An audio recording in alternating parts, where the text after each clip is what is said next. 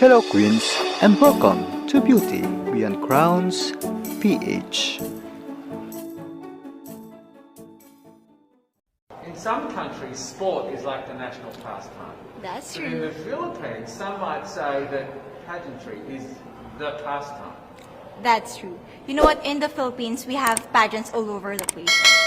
Yes, we have pageants in the barangay, in school, national, local. That's why we really love Miss Universe. It's like it's giving pride and putting the Philippines back on the pedestal. That's why there's an added pressure as a candidate coming from a pageant-loving country. But it's a good pressure.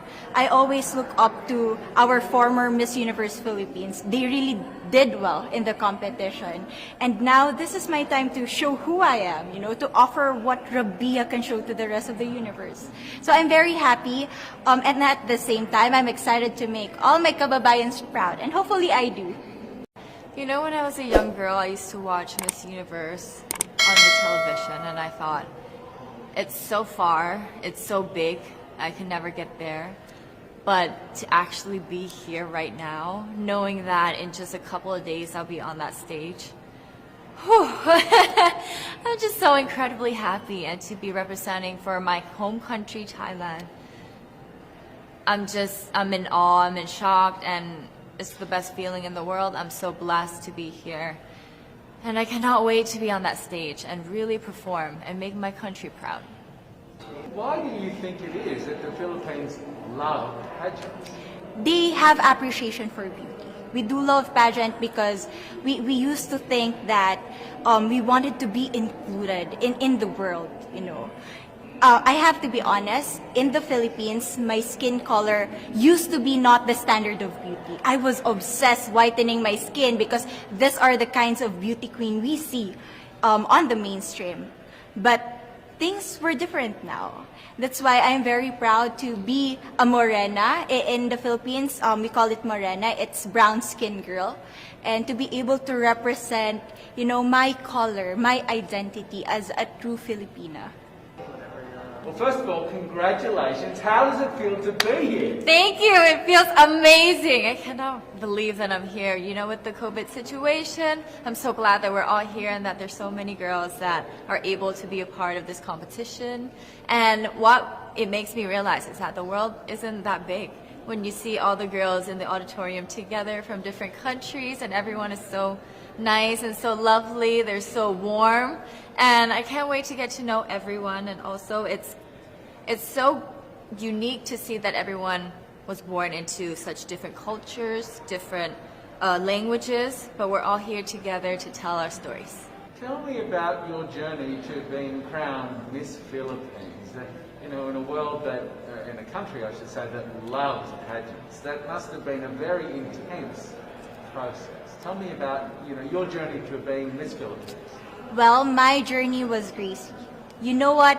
I started to be a dark horse. Nobody noticed me. Nobody knows I was in the competition up until the preliminary and the coronation night. And when I won, I received different comments. Of course, there were people who didn't expect me to do well, who think that I cheated. That's why I need to redeem myself in Miss Universe. I really need to do well in this competition. And the thing is, I love pressure. I love criticism. I get better every day with that. You tell me I cannot do that, I turn to you and I'm going to say that, no, I can do it for myself. Good for you. And tell me about your journey, your road to getting here. I know you obviously was Thailand, but the physical journey to get here, did you just hop on a plane and get here and was that easy or no? Oh my goodness. Well, Thailand is very far away. That's one thing. And I really had to, it wasn't a struggle to get the visa, but it was a long process. And when I got the visa, I was very excited. But the journey here, the physical journey, if you can believe it, it was more than 30 hours, all the way from Thailand, yes. So I had to make a stop at Istanbul, and the layover was 8 hours there. Oh my goodness. But it was so amazing. I'm so blessed that some of my teams were able to come with me as well, my national directors. So they were there to keep me company, making sure that I'm okay, and giving all the support. So how does it feel then to be on the global stage? How do you feel to be here in this moment, right now? It's crazy, but I'm overwhelmed with the support, not just from the Filipino community, but also from Thailand, Latin countries who do appreciate me as a candidate, as a person. It motivates me that I am beautiful. I can offer so much in this world, and when somebody believes in you, it gives you that extra energy to really do well and perform well. And in a world of COVID where you can't have family and friends, come with you potentially, Yes. how important is that support here on the ground? How important is it to know that, people at home are behind you? Oh my, it's absolutely everything. Knowing that you've got that support, it is the motivation that keeps me going every day. Every time I see a message online and they're saying that they're supporting Thailand, and it's so nice to see the nation coming together to support their candidate, to support their representative, and it's just how a country thrives. Because we cannot thrive alone, we have to move forward together. Yeah. So, do you have a sense with the girls, all of the girls competing, you're competing, but is there a sense of camaraderie with all of the girls? Is there a real spirit to, motivate each other to do better? You know what? I have a different idea about Miss Universe. I thought it's gonna be very competitive in a healthy way. Well, of course. But now I can see every girl helping each other. From fixing those hairs, from trying to zip up those outfits. It speaks of the closeness and the kind of camaraderie that we want to have. The goal of Miss Universe is not just to crown one girl, but also to build a genuine and long-lasting friendships among us. I believe, though, that there are some super fans that did make it here. Can you tell me about those super fans that are just out there? Oh, they are so amazing. Every time I come down, they would be screaming, Thailand, Thailand, Thailand. We came down here at 7:30 in the morning and they're already there. I think they're camping out there. But they've been so supportive, and I actually know quite a few of them. Some of them are big YouTubers in Thailand and flew all the way here just for the competition. But pageantry is so big in my home country, and it's almost like a national sport. So the whole country gets behind it. They're very supportive, and they're just right behind you.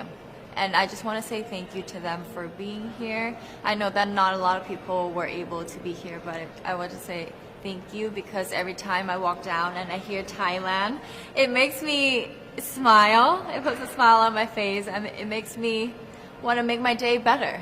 I want to go better, and I want to go in with 100% to do whatever it takes. Wonderful. Would you say within the Miss Universe world, the contestants, is there a sisterhood? Are you sisters? There is sisterhood. I can say I was able to talk to different representatives from different backgrounds, different cultures. And despite our differences, there's so much to be highlighted in what binds us together. And that is because we want to empower women. We want to have our advocacies. We want to speak for the things that we love. And that's a celebration of women and the beauty that we have. One last question, a couple of last questions. How has it been on the ground? How has the week sort of been unfolding? What is your day-to-day like? Give your fans at home and give our viewers a sense of what it's like. What is it like here? It is incredible. It's an incredible journey to have been able to meet all of the girls, because when you know of each other online and you've been messaging, you're on WhatsApp, there's a WhatsApp group, you've been talking, but then to actually come here and meet them in reality, it's just a whole different feeling. And it's just so nice to get to know them better and to know their stories, because each of them are so inspiring and they're so empowering, and they have different stories that make them the woman that they are today. And I think it's just unique to get to know them. So coming out of this week, obviously you would love to be crowned Miss Universe. Of course. And that would be wonderful, of course, for any of you. But what else will you take out of this week? What do you think you'll feel at the end of this week, regardless of the result? How will you be a different person? It's the growth and the development that I was able to have during preparing for this journey. I will be honest, there was a moment that I lost my identity because I was put under pressure. I was in that position in which I feel like I'm not good enough. I'm not a good representative of my country, but I was able to bounce back stronger. And if I was able to do that for Miss Universe, I will be able to do that in life. That is my greatest takeaway from Miss Universe. Okay, so Philippines have a huge amount of fans. Yes. I want you to give us a little bit of a message to the fans here and at home. But send a message. What would you say to all the fans in the Philippines? To all my fans from the Philippines and from all over the world, maraming salamat po. Thank you so much for loving me and for believing in me. It means a lot to somebody who is so naive in this industry, who has no idea how to become a beauty queen on the first day of my journey. But because of your love and support, I was able to be the woman that I am today. And regardless of the result, I may or I may not win the crown, but one thing is for sure, I'm gonna make you all proud.